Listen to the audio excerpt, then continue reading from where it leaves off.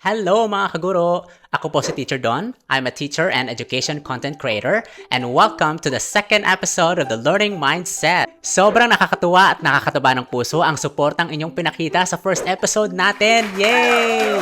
And because of that, I'd like to ask you another favor. I really wanted this channel to grow, so please share this video because the more that you share this, the more people will be able to discover about us. And I would really appreciate if you would connect with me. So wherever you may be watching this from, go ahead and take a screenshot, i-my day mo yan or IG story, and don't forget to tag me in it. Aabangan ko yan. Learning Mindset. For today's video, I'm going to answer some of the most common teacher questions in the comment section and in the direct messages as well. Let's go. First question. How to build a strong connection with your students. Ang pagtuturo ay hindi lang basta-basta pagpaplano ng lessons, paggawa ng assessments, pagkukompute ng grades. Teaching, most importantly, is building relationships with your students. Ang pagtuturo ay isang formation. Ito ay paghubog ng iba't ibang klase ng mga mag-aaral sa paraang tama at makabuluhan. At sa paghubog ng ating mga mag-aaral, it's important that we establish a strong connection with them. But how do we do that?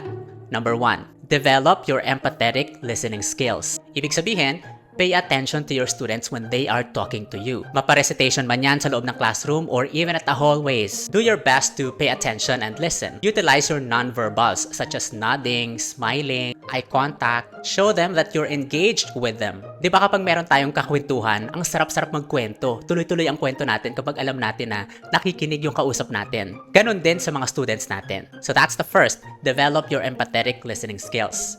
Number 2, carve out time for small talk. Contrary to what other people believe, na akala nila ang small talk is boring, hindi naman kailangan, pero alam po ninyo, small talk is very, very powerful. Small talk can go as 5 seconds, up to 30 seconds, even up to 1 minute. One of the most effective small talk starter na lagi kong ginagamit is asking my students how they are. For example, kapag naglalakad ako sa hallway tapos meron akong makakasulubong na student, tapos babatiin ako ng estudyante ng good morning or good afternoon, tapos ako naman, I would respond of course, good morning, magandang umaga, kamusta ka? At syempre, titigil muna kami sa hallway at magkukwentuhan saglit. And then after ng quick kamustahan na yon, I would end my conversation by saying, nice talking to you, have a good day ahead, bye! That's it. Kapag sa buong klase naman, what I do is check-in question. For example, kapag alam kong pasahan ng requirements, yung mga students ko, syempre busy yan, ngarag sila, o kaya naman ay kagagaling lang ng weekend or especially long weekends. Sem break or Christmas break, ito yung mga perfect time to check in with our students.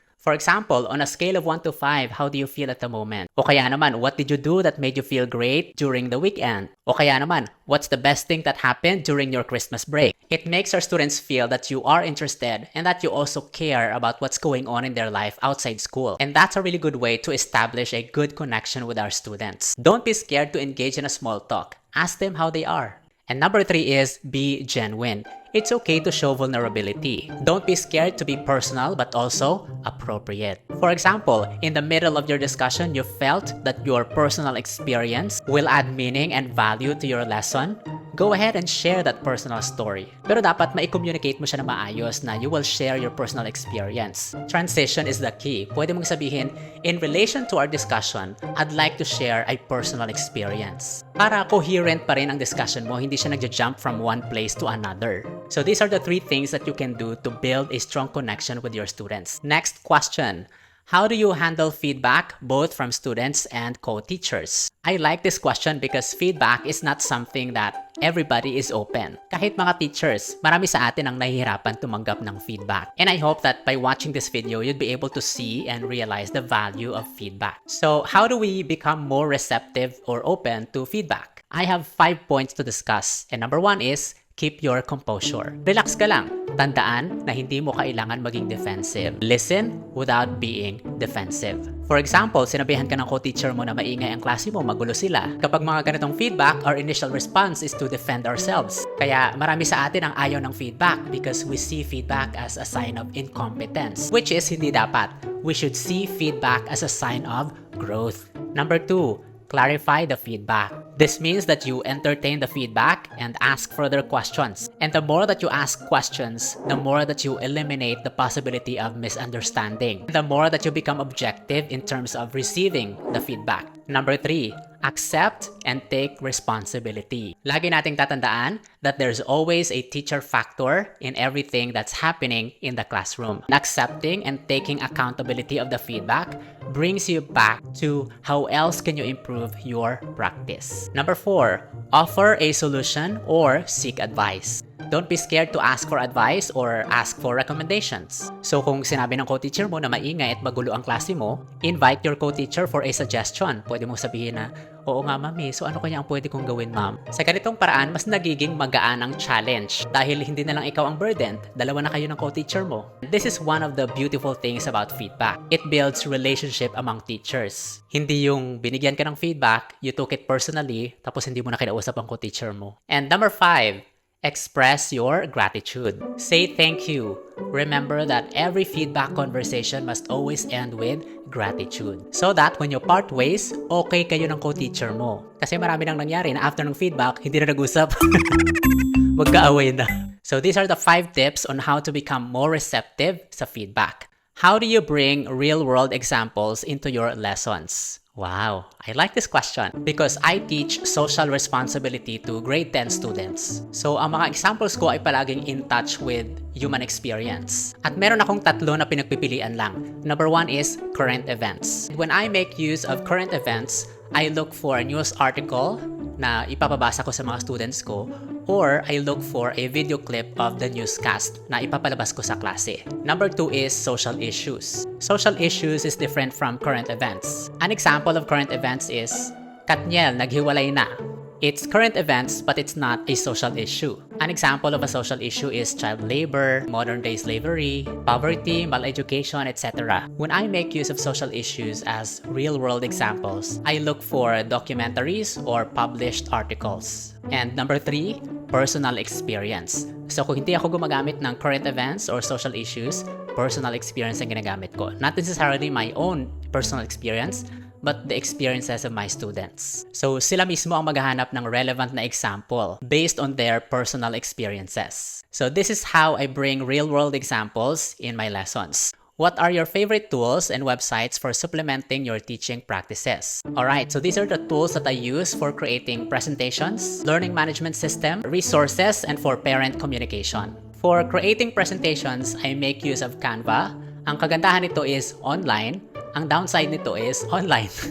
Maganda ang Canva because it has thousands of templates that you can choose from. It's a time saver because you don't have to start from the scratch in creating your presentation. It also has thousands of elements that you can use, such as graphics, photos, videos, sounds, texts. However, Canva is only accessible to those who have decent internet access. Kung wala ka masyadong access sa internet, ay hindi mo siya magagamit. Next is SlidesGo. It is similar to Canva. Ang kaibahan lang nito is SlidesGo can be used both online and offline. And of course, PowerPoint presentation. So these are the tools that I use for creating my presentations.